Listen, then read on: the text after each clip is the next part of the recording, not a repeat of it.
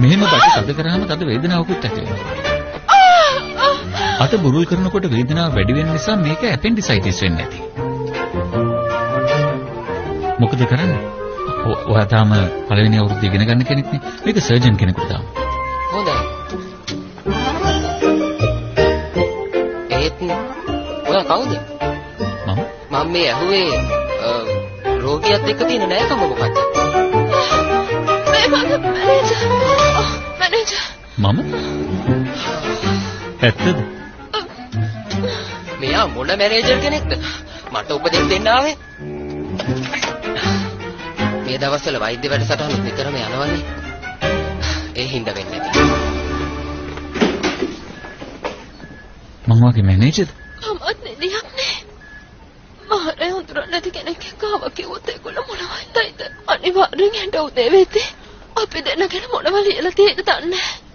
හැබැයි කවුරු හරි ඔයාගේ මැනේජර් මං කියලා හිතලා. ජොන්සන්ගේ මැනේජර් මේ නම්බරේ හරි නේද? ඒක නෙමෙයි. මට ඇපෙන්ඩිසයිටිස් නම් ඔපරේෂන් කරන්න වෙයිද? ඔව් කරන්න ඕනේ. එයි. එතකොට කලලක් හිටියේ. විකිනිය දෙන්නේ කොහමද? කැලලක් නැති වෙන්න කරන්න කියන්න. මම මොකටද? මගේ මැනේජර් කියලා නේ කිව්වේ. කවුද මැනේජර්? ජොන්සන්ගේ මැනේජර්. ඇයි?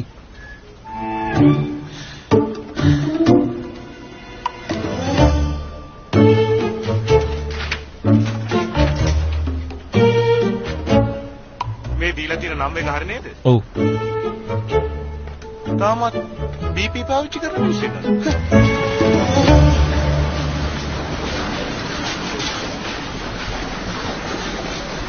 නවතන්න. මැනේජර්. දෝ මැනේජර්.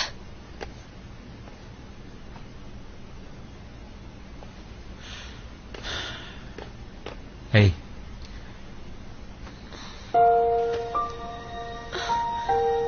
ඔයා යන්න එපා. මට සිහිය එනකම් මගේ ලකින් ඔයා ඉන්න ඕනේ.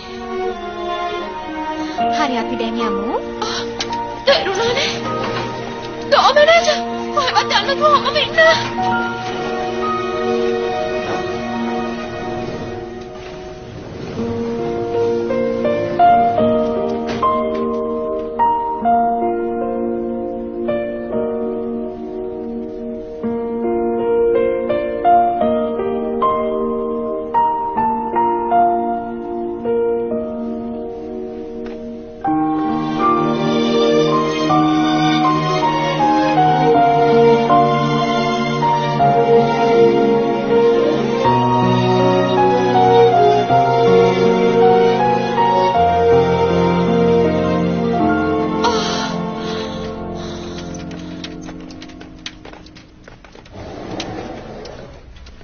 ඔයාද ලෙඩගේ බාරකාරයා?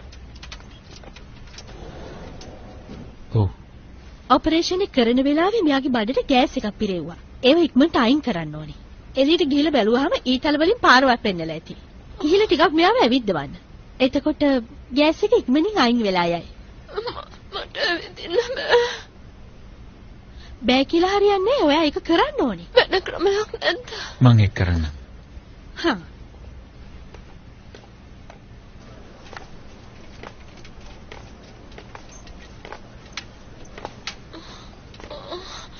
මේ ඇඳුම හරි කැතයිනේ.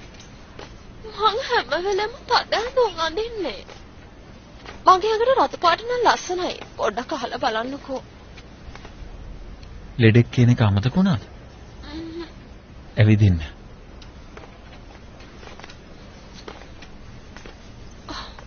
ඔයා හොයන ගෑනු ළමයා ලස්සනට අඳින කෙනෙක්ද? මොකද්ද? අර මං වගේ කිව්ව කෙනා.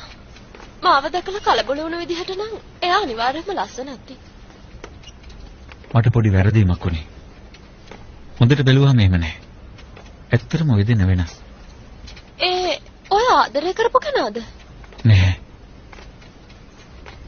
සමාව ගන්න ඕන කෙනෙක්.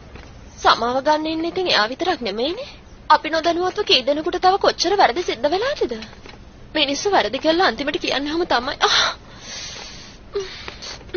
දැන් ඔතේ හදාගන්න බලන්න.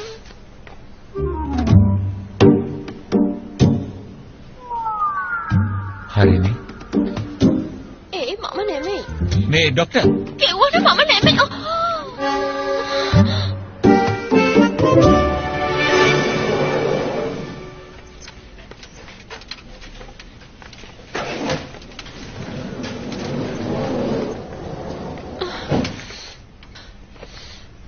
එහෙම වැටෙනවනේ.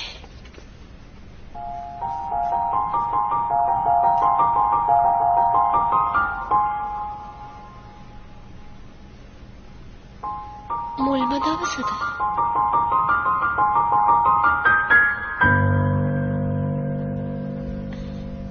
ඉස්සෙල්ලම හිම වැටෙන දවස තියනවනේ. ඔයා දන්නවද? මේ ජෝසන් වලට මුලින්ම හිම වැටෙන දවසේ මොන විදිය බොරුවක් කිව්වත් ඒකට සමාව ලැබෙනවා. රජතුමාට වුණත් බොරුවක් කියලා සමාව ගන්න පුළුවන් දවසක් මේක.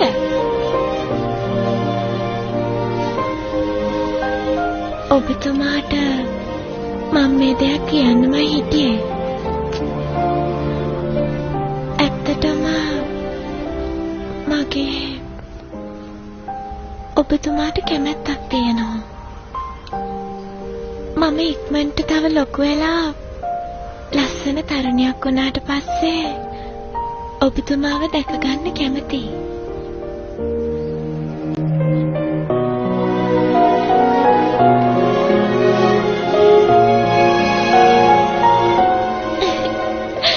මම බොරුවක් කිව්වේ.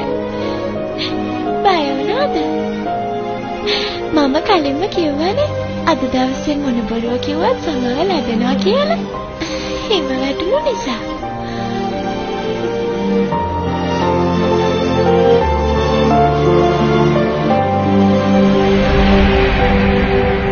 ඉස්සෙල්ලම හිම වැටෙන දවසේ